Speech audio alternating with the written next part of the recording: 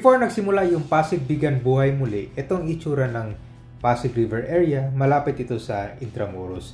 Yan naman yung Jones Bridge pa dati, hindi pa na-redevelop.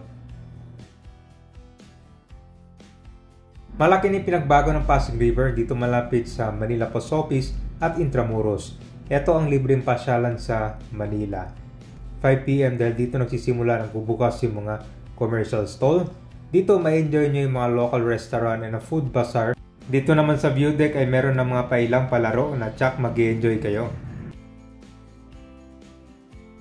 Ang Pasig Bigan Buhay Muli ay hindi lang siya pang rehabilitate the river, but ito ay para i-maximize din itong economic potential by transforming the riverbanks into a people-centered parks and commercial hub.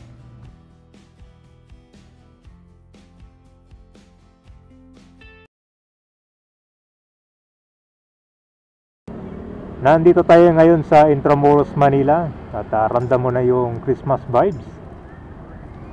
Yun, no? Kita mo yung mga puno kabayan, no? Yung mga Christmas lights.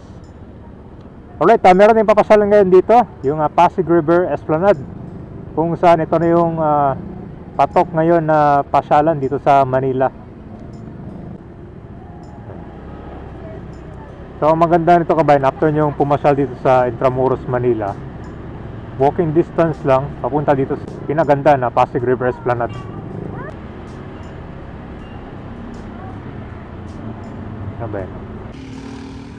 So ngayon kabayan, magpo-full tour tayo kasi nung last time opening pa lang doon sa extension malapit sa Intramuros. Ngayon nag-open na yung mga ibang commercial stalls. Marami na rin mga vendors dito.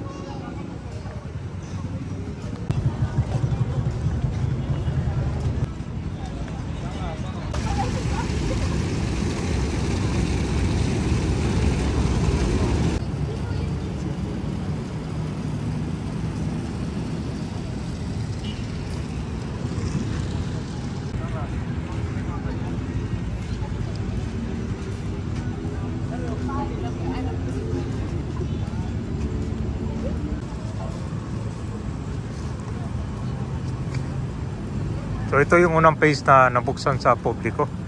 Yung extension niya, doon na magsisimula after dito sa Jones Bridge. Para itong Manila Post Office, ito yung nasunog. Pero ang inayos yung dito lang malapit sa Pasig River Esplanade. Kung saan yung ibang part dito, napinturahan siya. Ngayon yung kalsada na to papunta doon sa labasan, sirado pa. Pero ayun, marami ng mga lampos pala nandito.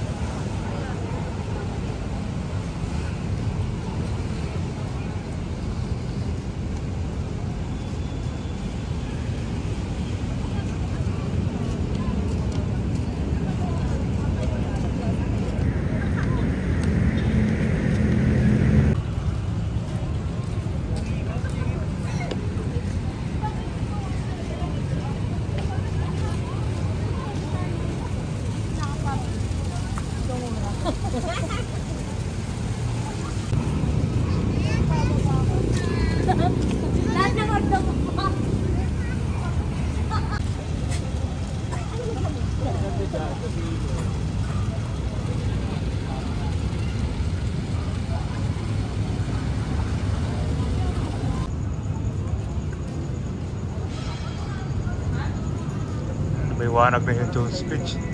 Dati ka ba yung binahayat itong ilalim ng tulay. May na-clearing nito dati. Ayun na, may basura. Paano ako nakarating dyan? Nilagyan ng basura. O meron sigurong nakaakyat.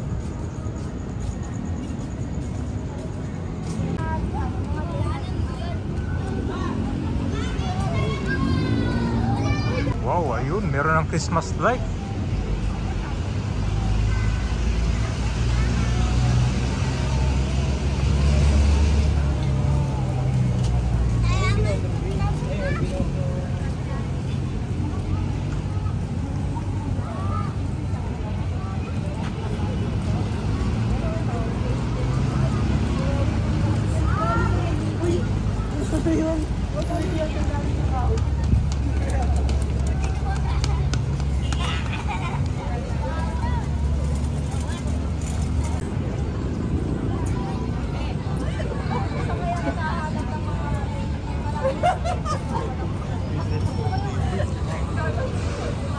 Ito na. Malapatos. Ewan, meron palang Melody Lodge. Sakto. Yung mahilig kumanta.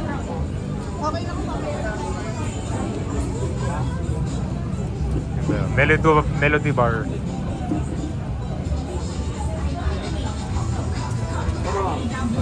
Ito naman to. Photo booth.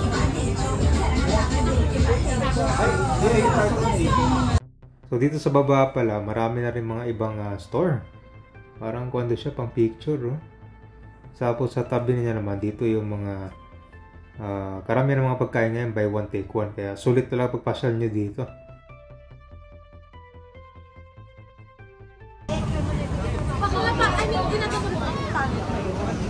At yung ganda pala dito, merong grilled lempo served with rice. Ayun, no? Okay. Grabe, ang sarap kumain dito. So, hanggang kuwan pala ito, magdamag, maggabi.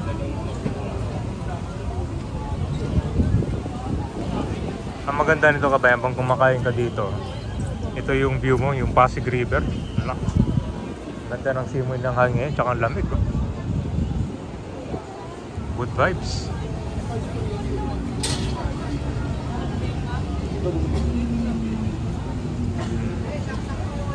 So maganda yung ngayon offer nila. Marami itong mga buy one take one ng kanilang mga paninda. Mga very affordable.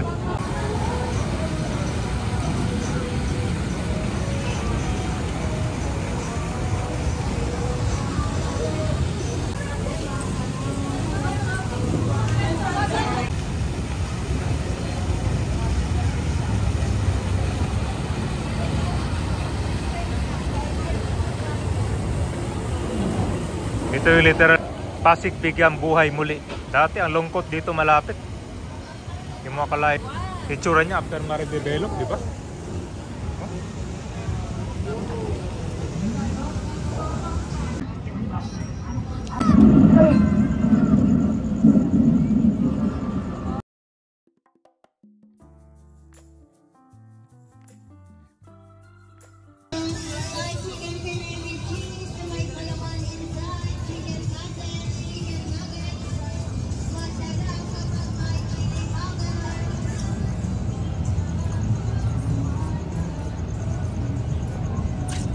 So parang wala na mga stalls dito sa dulo. Ewan ko lang kung ano pang gagawin dito. Second.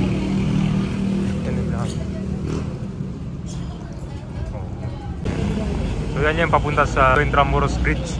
Meron na rin siyang direct access para papunta sa Binondo naman.